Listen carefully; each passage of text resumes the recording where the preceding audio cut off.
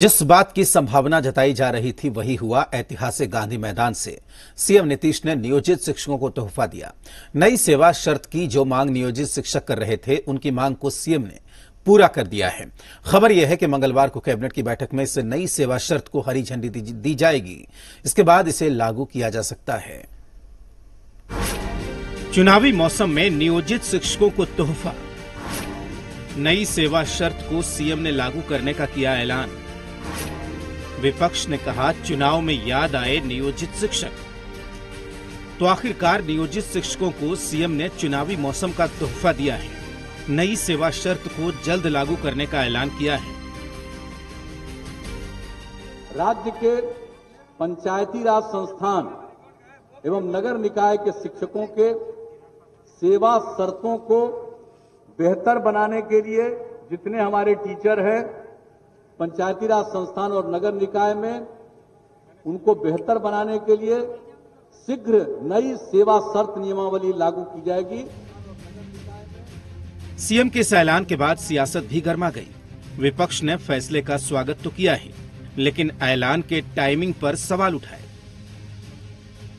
संवेदनशीलता को ध्यान में रखकर और उनकी मांगों को ध्यान में रख करके यह फैसला लिया है और बहुत जल्द उसको लागू किया जाएगा। जब चुनाव नजदीक आया है तब नीतीश कुमार जी को शिक्षकों की याद आई है। अब हमारे बिहार के जो शिक्षक हैं उनको पता है कि नीतीश कुमार जी की सरकार ने किस तरह से शिक्षकों के साथ भेदभावपूर्ण रवैया किया है, शिक्षकों पर किस तरह से जुल्म और अत्याचार किया है, ये शिक्षक भाई हमारे नहीं भूले हैं। जब वो सेवा सभी शिक्षक एक समान दे रहे हैं तो सुविधा एक समान क्यों नहीं? अब इस नई नियमावली से नियोजित शिक्षकों को क्या मिलेगा?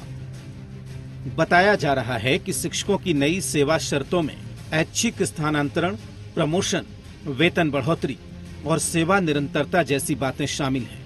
नई सेवा शर्त नियमावली से राज्य के करीब 4 लाख शिक्षक ईपीएफ का लाभ भी ले सकेंगे। नई सेवा शर्त लागू करने के साथ ही नियोजित शिक्षक शब्द हटाने का ऐलान किया जा सकता है।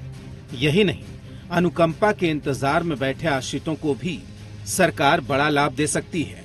इसके तहत जो भी टीटी बीएड ट्रेंड अभ्यर्थी होंगे उन्हें शिक्षक की नौकरी मिलेगी, जबकि अनट्रेंड अभ्यर्थियों को डिग्री के आधार पर क्लर्क और 4th ग्रेड कर्मचारी में बहाली की जाएगी।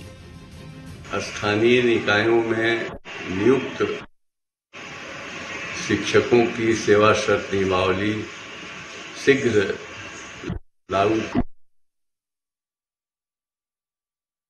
करने और उन्हें कर्मचारी भविष्य निधि योजना से आच्छादित करने का भरोसा दिलाया है।